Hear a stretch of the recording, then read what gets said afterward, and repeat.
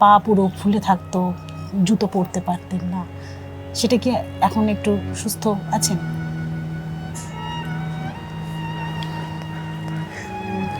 আমি এটার উত্তর দেবো।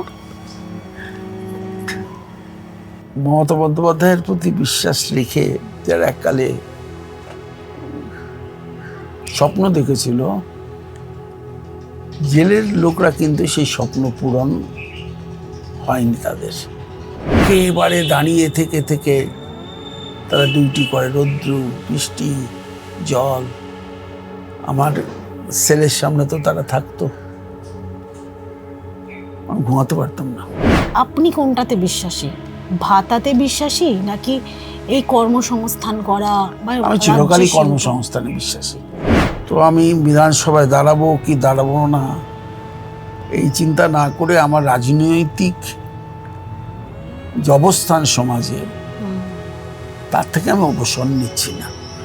এখনো কি যারা আপনার পাশে সেই সময় ছিল তারা এখনো আছে? সেটা আপনারা দেখবেন, আপনারা তো দেখছেন, আপনারা তো আমার থেকে ভালো বোঝেন। পার্থ চট্টোপাধ্যায় কি এই 2026-এর নির্বাচনে দাঁড়াবেন? আর যদি দাঁড়িয়ে থাকেন, তৃণমূল কংগ্রেস নাকি অন্য কোনো দল নাকি নির্দল?